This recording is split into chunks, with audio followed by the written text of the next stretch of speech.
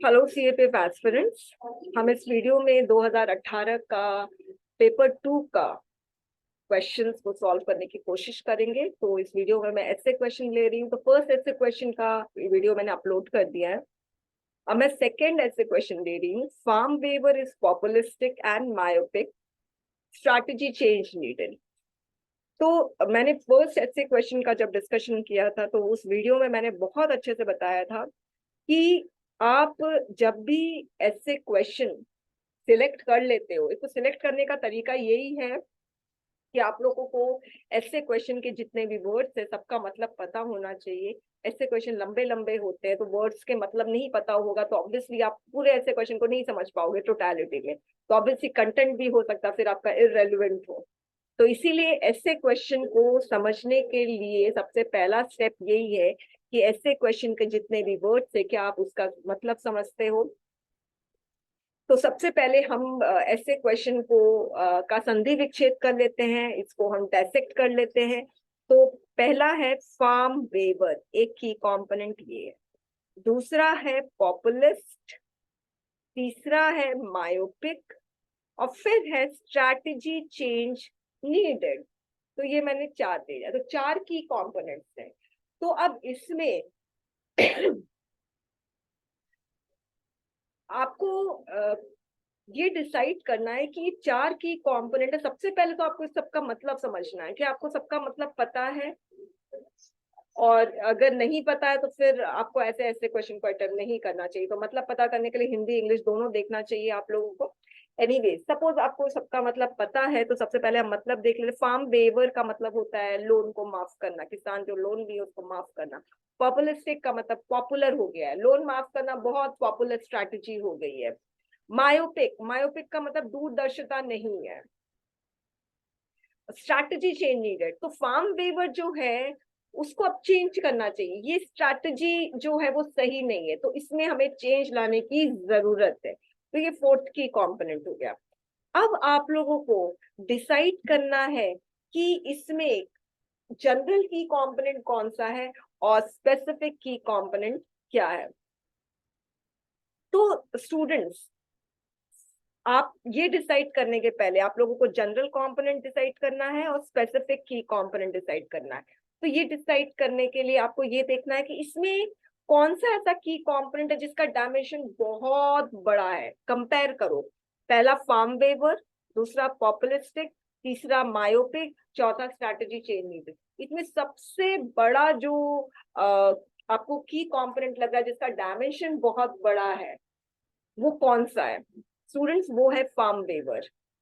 Farm waiver सबसे बड़ा है और इसका डायमेंशन बहुत बड़ा है। अगर आप फार्म वेवर के बारे में लिखते जाओगे तो फिर लिखते ही जाओगे, बहुत कुछ है, उसकी पूरी हिस्ट्री बताना शुरू कर दोगे आप।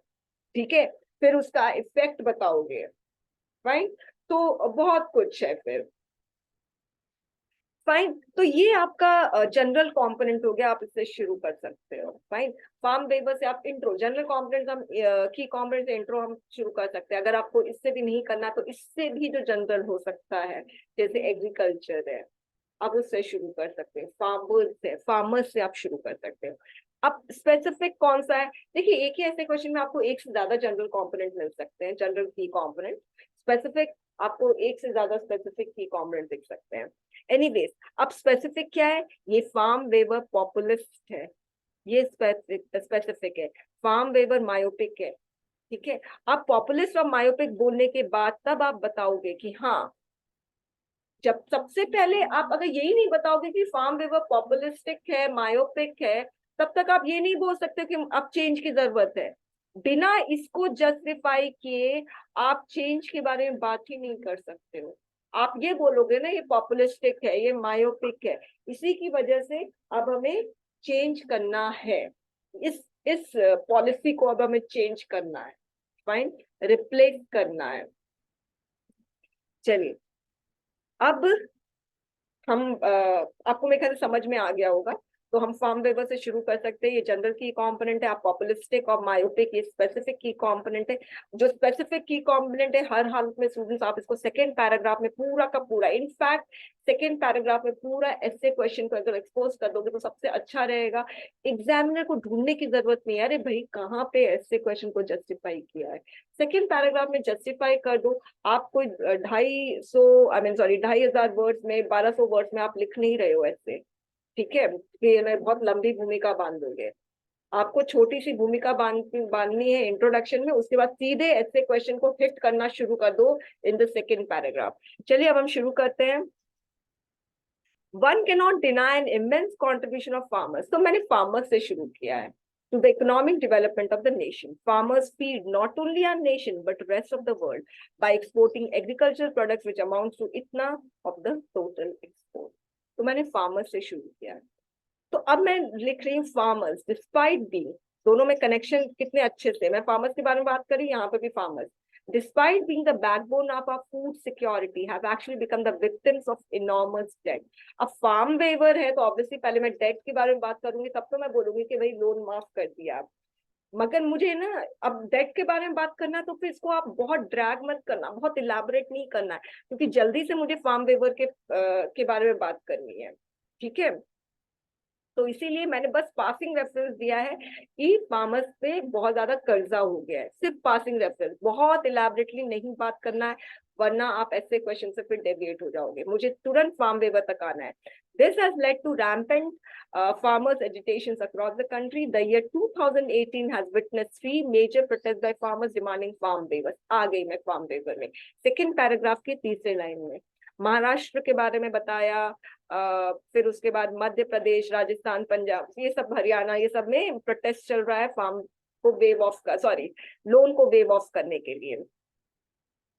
Farm loan waivers it seems have become a new popular, मैं पॉपुलिस्ट, मैंने ये जो सेकंड की कॉम्पोनेंट इसको मैंने इंट्रोड्यूस कर दिया, popular slogan of farmers nation wide movement, various state government considered to farmers demand by waiving of the loans.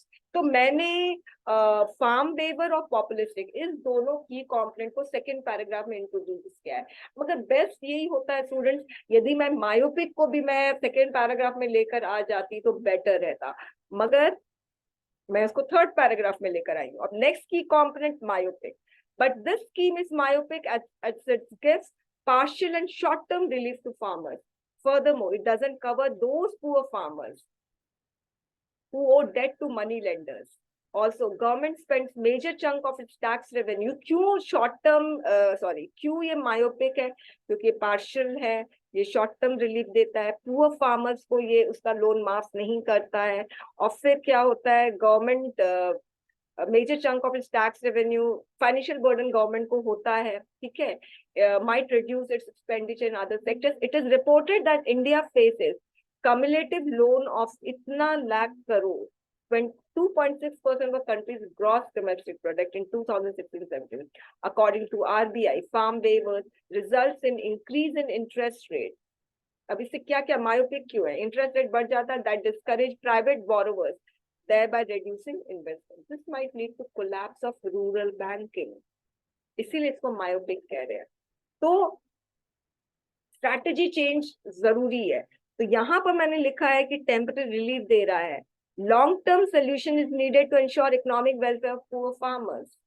So the government must have an integrated and long-term solution to revive agriculture sector. This can be done by increasing the investment in agriculture and bringing about rural development. तो यहाँ पर मैंने strategy change, conclusion में मैंने strategy change के बारे में बताया है कि मेरे पास बहुत ज्यादा words नहीं थे, 306 ऐसे ही मैं words को exceed कर रही थी, तो इसीलिए अब देखिए students, second paragraph, first paragraph farmers के बारे में बताया, उसका कंट्रीब्यूशन, सेकेंड पैराग्राफ में मैंने फार्म वेवर्स और पॉपुलर के बारे में बताया, पॉपुलिस्टिक, ये दो की कॉम्पोनेंट ले लिए, थर्ड पैराग्राफ में मैंने मायोपिक के बारे में बताया तो मैंने ये भी की कॉम्पोनेंट ले लिए, और जो लास्ट पैराग्राफ का जो कंक्लूजन था उसमें स्ट्रैटेजी चेंज के बारे में बता दिया। तो मतलब सारे के सारे मैंने की कॉम्पोनेंट्स को लेकर पूरा का पूरा ऐसे क्वेश्चन को जस्टिफाई किया है। फाइन। आई होप ये आपको वीडियो पसंद आया होगा, काफी बेनिफिशियल रहा होगा और आपको समझ में भी आएगा कि एग्जैक्टली कैसे ऐसे को लिखा जाता है। अगर आप लोगों को समझना है कि किस तरह से ऐसे को लिखना चाहिए, तो आप लोग मेरे प्लेलिस्ट राइटिंग सेक्शन बैच में जाइए 2023 वाले में, उसमें बहुत अच्छे से समझाया गया है किस तरह से ऐसे के इंट्रो या क्वेश्चन को समझना चाहिए, मेन बॉडी लिखना चाहिए। Thank you students.